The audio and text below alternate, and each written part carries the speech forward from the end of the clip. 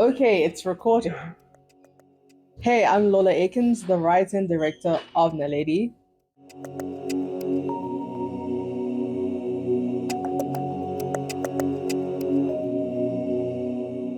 So, Naledi is a 2D animated short film about a star athlete who has to come to terms with her debilitating grief in order to regain her confidence and finish her race.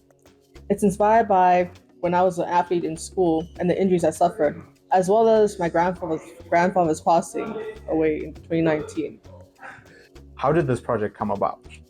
So, the project initially started when I was an intern in 2019. So I was part of an internship and we had to pitch our own stories to do pitch Bibles. And I pitched Naledi, wasn't chosen, but then I continued to work on my project for that year and I got feedback from my colleagues.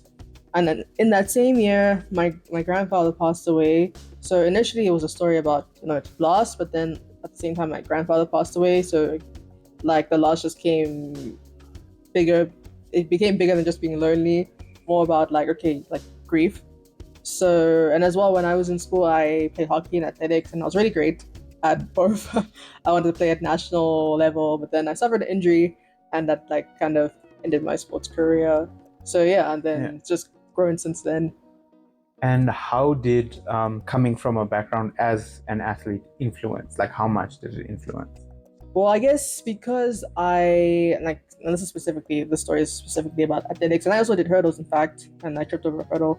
But I guess because I did sports, and I'm also like in whatever I do, I'm very competitive. So I think I know like pressure of a race, like not just a race with sports, like when you have a big match, you have a big race, and the pressure of that, and like you want to win and be successful and also in terms of directing and being accurate. I mean, any director could like do the research, but also from a point of view, okay, I played sports, I know like what is accurate, what is not. In athletics, like this is how you start like a race. Yeah. So yeah, just like having that background in athletics, it definitely helped me in directing the film. And have you always known that you wanted to make and direct animated films? Yes, as young as 9 years old. Because I mean, like, especially since I played hockey, like, no one makes any money from playing hockey. I knew this from like literally when I was like in grade two. But I always wanted to do animation. I've been drawing since I was like 4 years old, and I naturally just wanted my drawings to eventually move, and not just move, but to breathe life into them, and create stories and create entire worlds of characters in them as well. Yeah. So yeah, like it's really been straightforward for me. Perfect. And what was the experience like going from developing the project on your own as a pitch Bible and then bringing a team in and working within a team dynamic? So that was bringing in a team and going from working just by myself and bringing in a team. That was a really big adjustment because now, like, when I started this project, when I started directing it, like directing other people, I like overnight I went from being a junior artist to a director because I had only been working like 2 years when I came up with the project. I was still interning. I had just graduated from university like 6 months prior. So yeah, I didn't know how to direct, if I'm being honest, because went from being a junior to I'm not working on many productions. Well, not even like I'd just been working pitch Bibles. Not hadn't even been in any other production besides like my graduation film. To now I have to direct people. So that was a really big adjustment. And also I chose to work with my colleagues as well. So now like I kind of went from being on the same level as them, as we were all juniors, to us like now like the director and I'm the lead and everything like falls on me. That was really a big adjustment. I think the first 3 months of making the pitch Bible was really tough, and not just for me but on everyone, and I guess also because of my like inexperience in directing. So but then when we went into production, the Hidden Hand came on and Mustafa Foster like became our director, became like a lot easier, well, like on me, because he's more experienced than me, and he co-directed the trailer with me. He's the co-director of the trailer specifically, so that really like helped. Yeah, and I also got to learn from him as well whilst directing this trailer. And how did the relationship between Hidden Hand and the Naledi project like start? How did that come about? So because I came up with this project during the internship, the Sefa was the art director of the internship. So the very first time I pitched it, he was in the room. So and like I said, I didn't get chosen, but he was like, if you ever get money to make this project, come to me.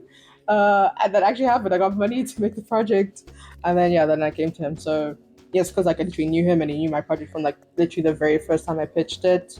That's how it came about the collaboration.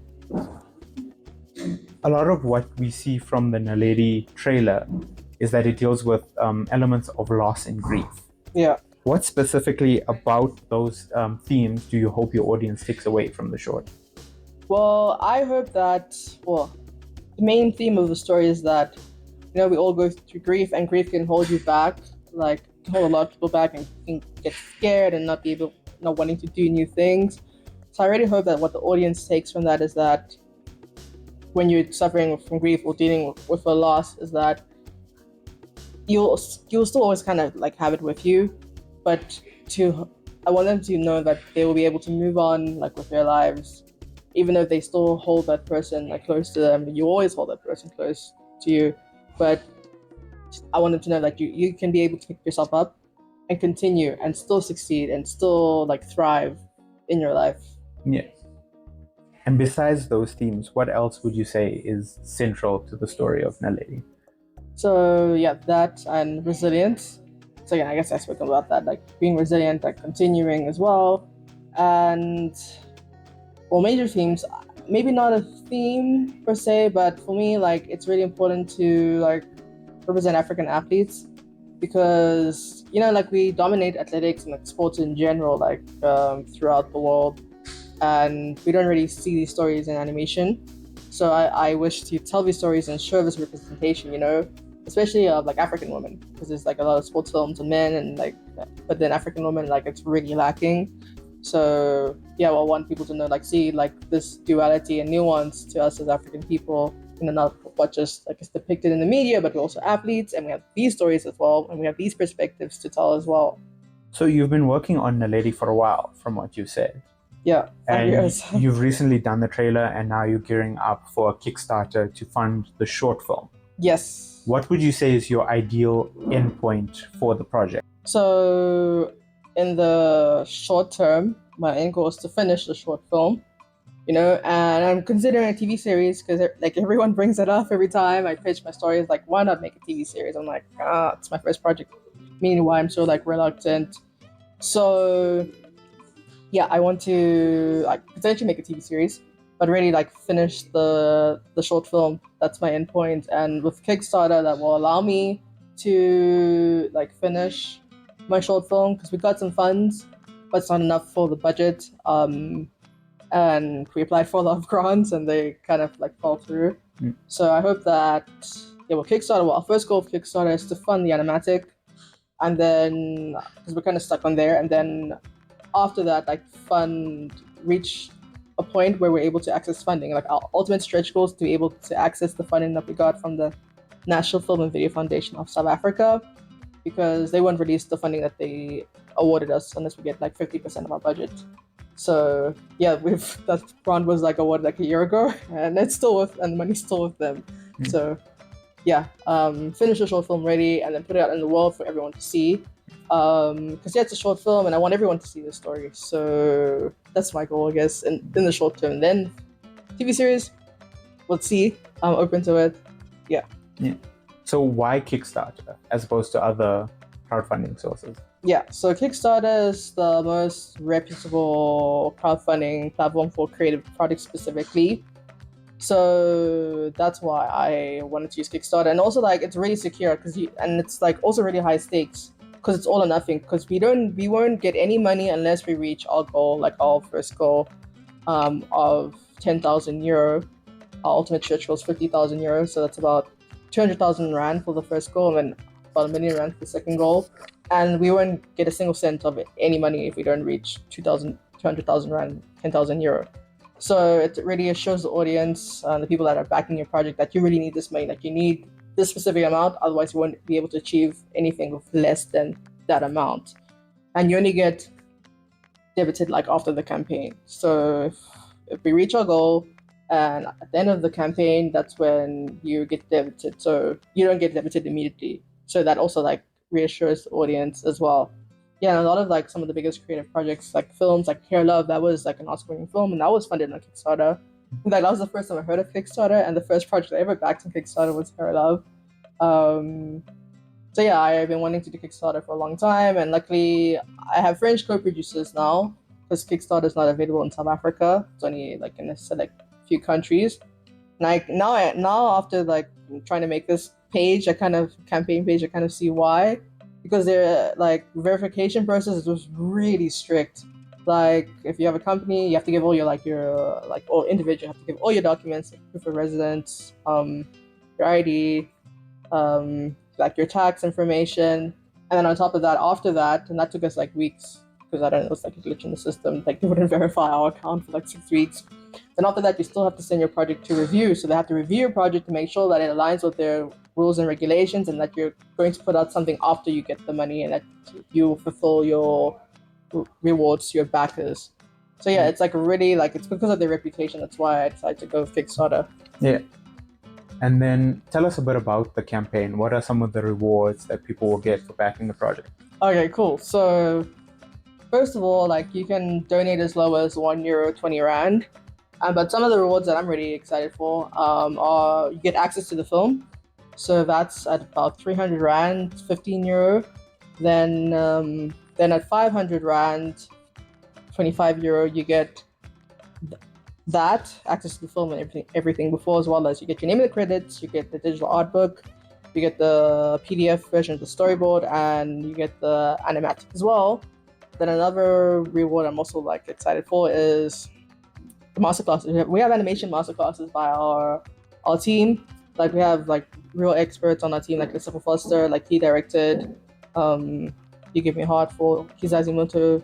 He's our art director, so he's giving a masterclass in character design because that's one thing he really, really specializes in. But he can do everything. And then Pamela Ribbon, like she directed Nimona, not directed Nimona, she wrote on Nimona and she wrote on Moana as well for Disney. So she also consulted on our script, so she's going to give a masterclass in writing as well. And then we have some really great people like Kai Kun, like producer. She was a series director on Kizazimoto and also like one of the lead producers, not series director, series producer on Kizazimoto, and one of the lead producers for SEAL Team by Triggerfish. And as well as, yeah, animation, layout, and background, like also like stellar people, real experts in their fields. And you also get a Q&A with me as well. Well, the masterclasses go for about 2,000 Rand, so €100. And the Q&A is about €60, so that's about 1.2, like 1,200 Rand. And yeah, then also what I'm really excited for is that you get access to our files. So behind the scenes files, you get video breakdowns, you get our Photoshop files for some scenes, our like our TV Paint files, as well as even compositing files. If you want to see how we put this thing together, I think that could be really beneficial for anyone like getting into animation. So those are some of the few highlights that I like, but there are more than that. Yeah. So what was it like going from your animation background, working as a junior artist, and then having to write a script for your project? Yeah, like that was challenging, or kind of like, because you do iterations of the script, because the script I have now is way different from the one I wrote in 2019. It's like almost very different story.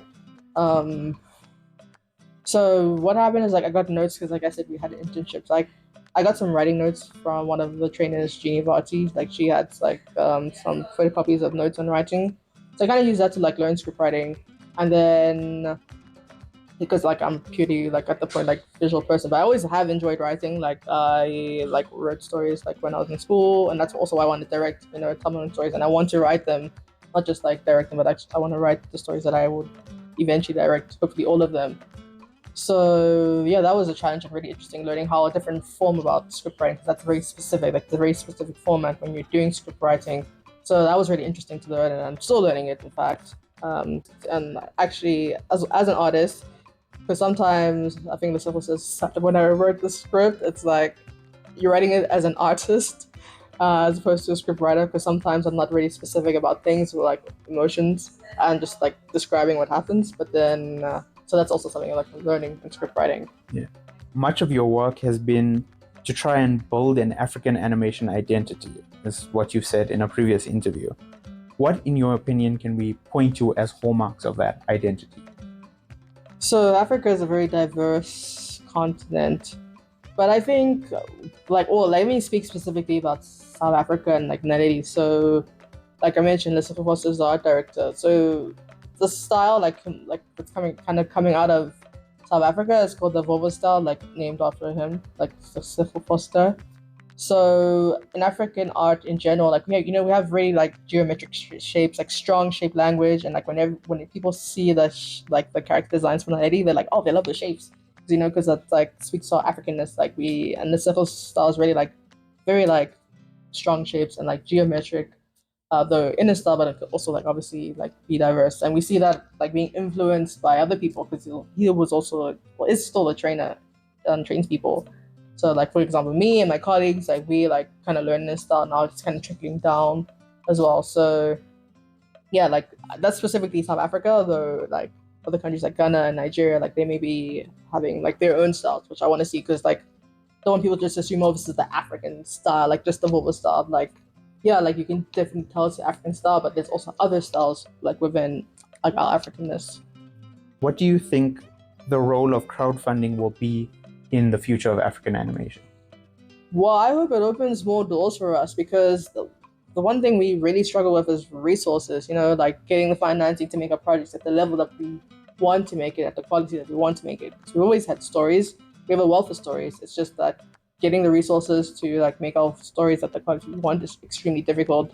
Like we can't even like afford our best artists, like the people like the African artists, like we can't even afford them. Like they go work for like international studios. So we want to be able to a point where we can use our own artists, and like afford them and like get the quality that we want. So I really hope that I'm setting a precedent because I think I'm one of few short films, like animated short films. I know there have been a few, but I think I'm one of maybe one of few short films that are using Kickstarter and like to make to fund my film specifically from Africa, like being in South Africa, not as opposed to just being African and being in the US or elsewhere, but being in South Africa and Africa. So I hope it opens more opportunity, and I hope maybe eventually Kickstarter will decide to allow Africans to like launch a project from Africa as opposed to having to go to France or Europe and having those bank accounts to launch a campaign. So yeah, we'll see. Yeah. And then what advice would you give for anyone who wants to maybe direct their own short film in the future? Well, I would say if you want to direct your own short film in the future, I would say start small, like start with 1 minute, like I did. Even though that was really high level, 1 minute, but people always say make 10 minutes, like, or make a short film, and people automatically think like 10 minutes. But even 1 minute is a lot, and you can learn from 1 minute, and you go through the entire production pipeline in 1 minute. That's already like intense learning. So I would say keep on going, and like don't wait for people to like give you money. Like just continue by yourself, and eventually, like if you show your passion for your project, eventually other people will want to join on your projects, and that's how you go from strength to strength, and eventually like one day hopefully it will be out in the world. Great. So our Kickstarter campaign launches on the 23rd of April, and for anyone that wants to donate, like you can donate as little as €1, 20 rand, and it goes higher than that, but we really try to make sure that everyone can donate, and it's really about like helping to support African projects at the end of the day, not just like you get something in return, sure, but it's really to help build our local animation industry and fund our projects. So yeah. Great. Thank you so much for setting Thank you. Really appreciate it. Thank you.